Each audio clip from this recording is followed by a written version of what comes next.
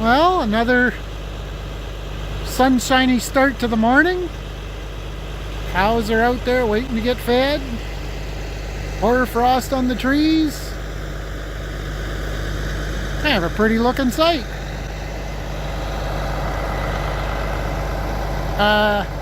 Hold on. How come the regular wagon isn't on there? What's this thing?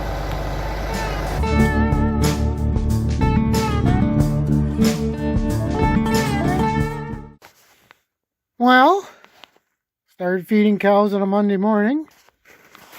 I went over to feed those 2 cows over there at that one alleyway.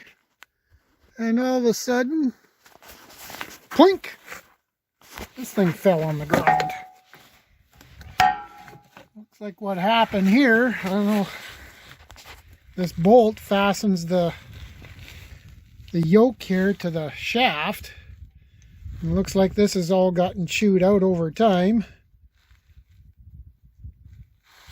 It looks like she's kind of foobarred for now. I don't know if you can see that in there.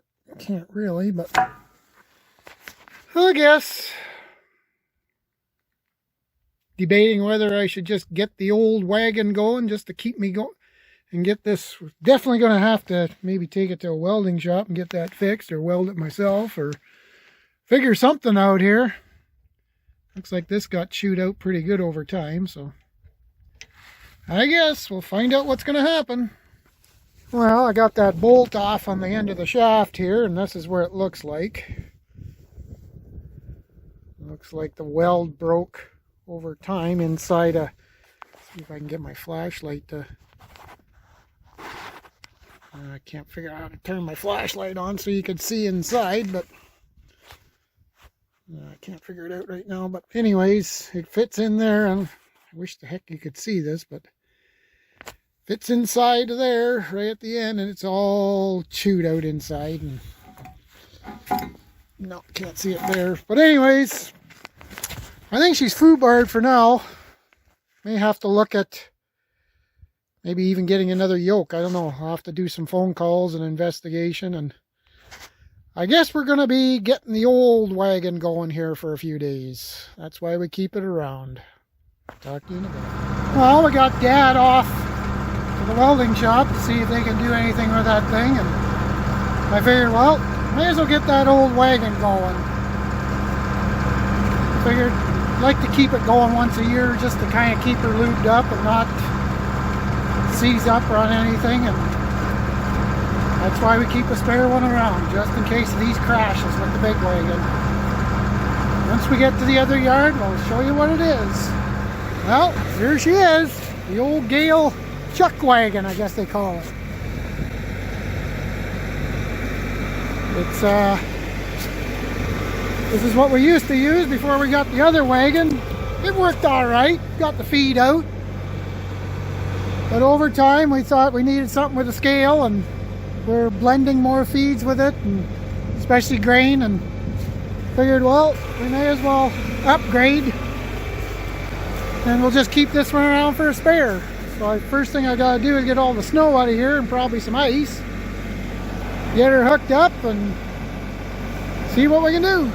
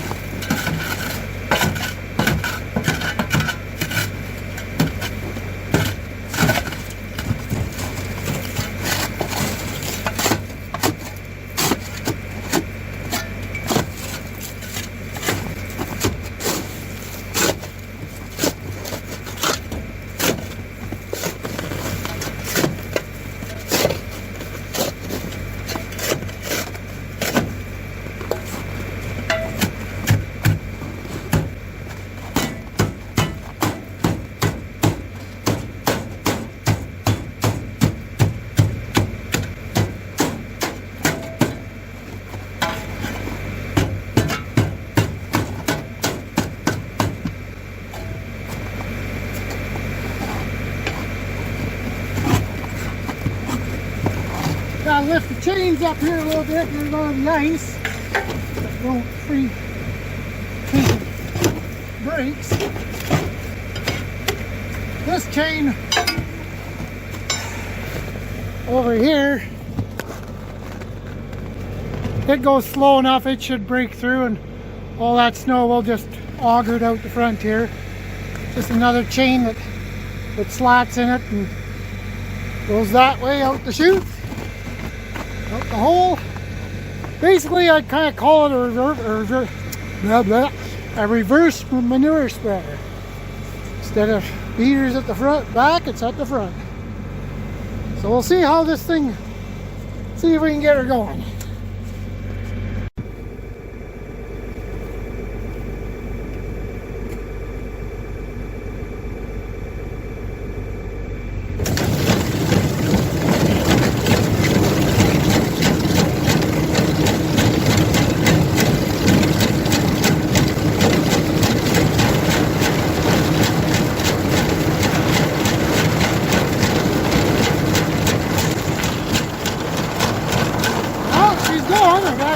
Doesn't froze up too bad. Just got to auger out that snow now. Let it sit there for a few minutes and do its thing. Hydraulic motor runs it. The guy before us had rigged that up quite a few years ago or earlier. So it makes things, all you got to need is one hydraulic and that's it. Fairly basic and fairly simple.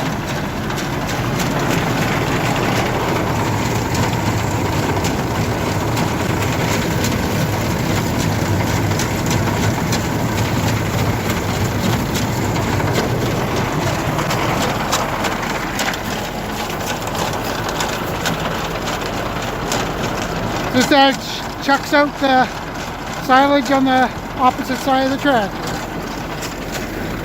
Here's the chains going underneath. I can see it. There they are. Just pulls it up slowly. 2 sets of chains. I think this is an 8x16 box. Here's the back end of her. I never had any luck with it pushing it out the other way, like in reverse this way. I tried it once, but it didn't work. So we just do it this way, and when you have to clean it out, just take your time, and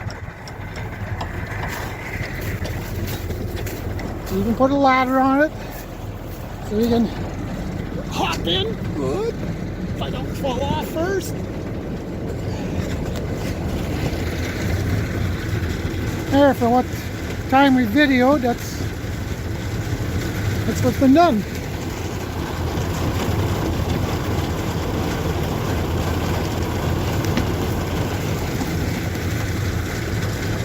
Okay, well, catch you back at the silage pile.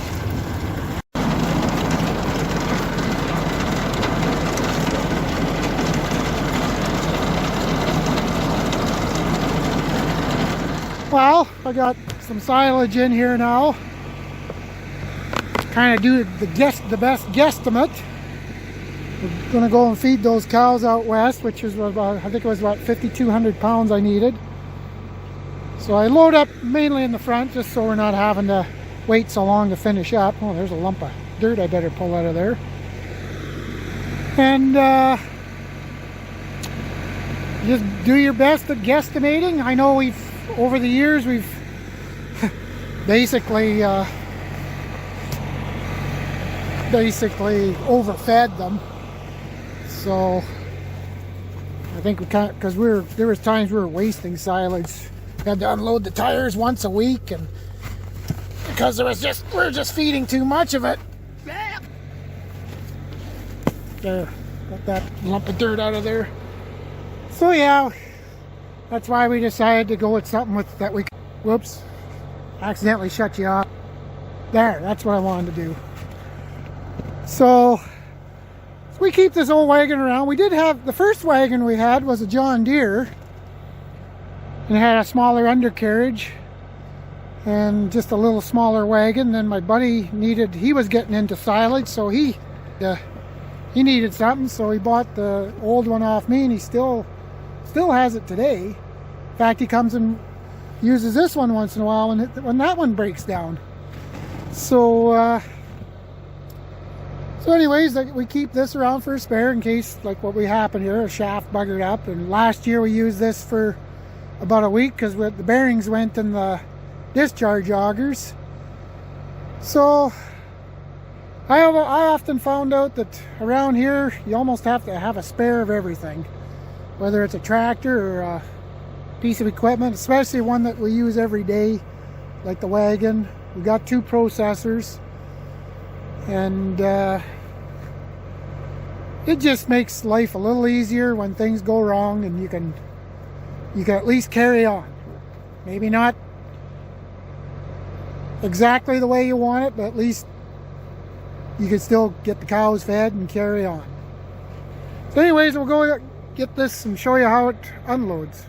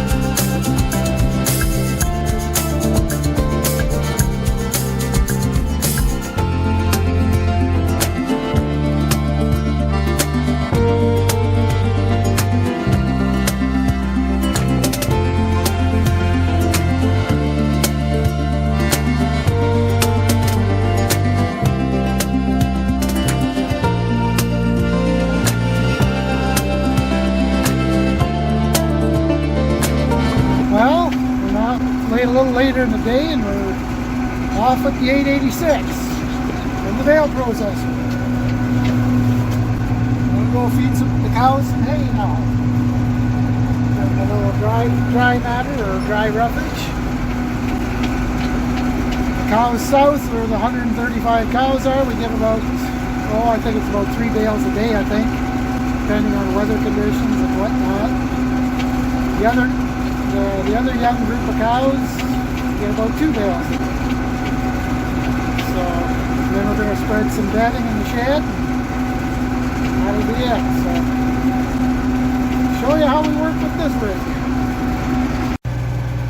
I guess I forgot to mention here about our hydraulic system that I told you about in the previous video, how we work this thing with more than 2 hydraulics. This one here is for your blade. And then this one here runs in conjunction with this, oh, let's hang on a minute.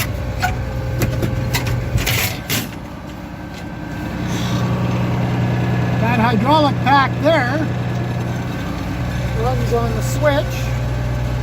Had to end up putting that solenoid on there to help it out. But anyways, each lever here, this is for the rotor. Right now this is for the forks. And this one here is for the flap. That's on a hydraulic.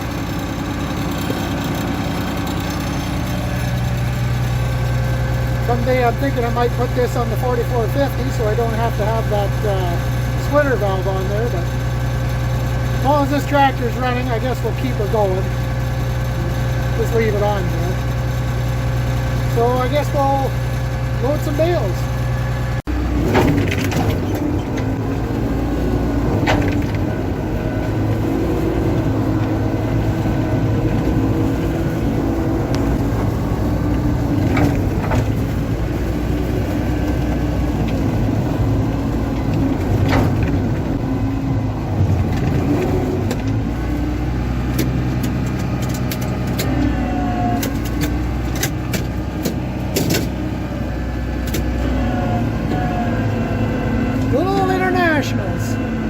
Can't find them, grind them.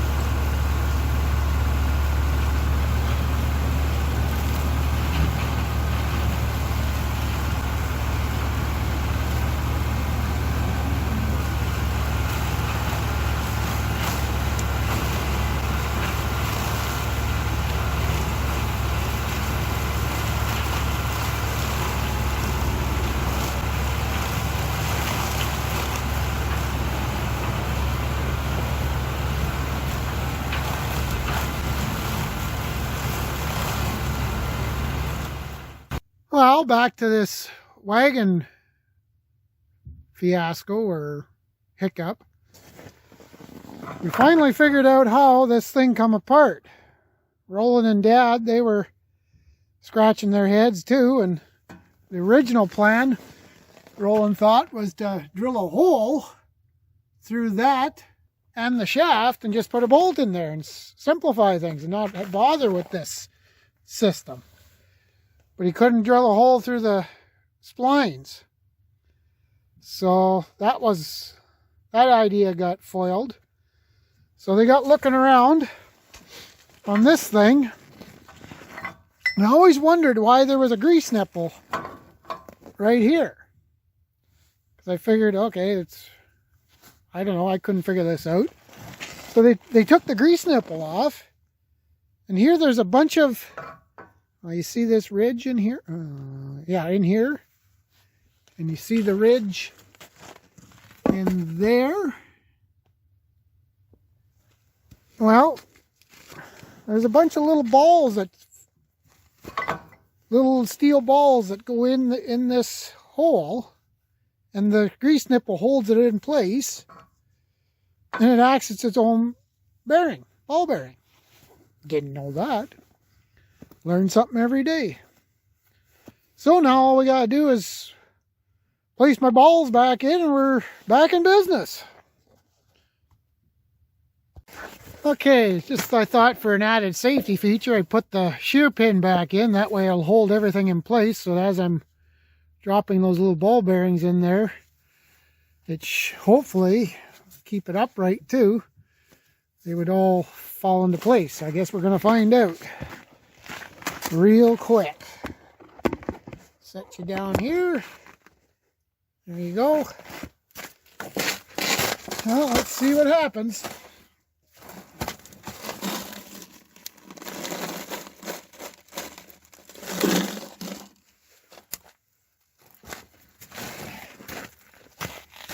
These are what those little ball bearings look like.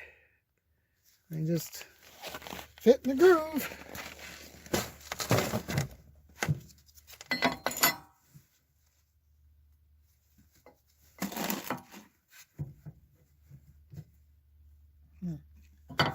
I might need, looks like I need a screwdriver to push them in. I'm not dropping like I thought they would. Oh, let me get back to you. Well, I ended up having to take the shield off so I can reach in better and I can see better too. But so far I've got 4 of those in there so far, so I guess rather than my phone getting too cold and shutting down on me, we'll come back when we're done.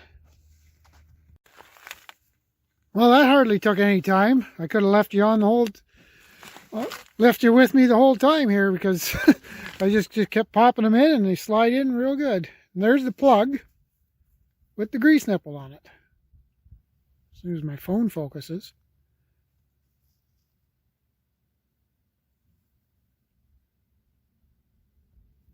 Simple as that. Well, it's the next day, morning. And looks like our idea worked because I got the cows fed. So, I even got this old girl back. Got the bucket on, ready to feed cows again. Everything is back to somewhat normal. But I always say, ready to wreck again. Hope you liked what you seen. If so, like, comment, subscribe, and we'll see you in the next one.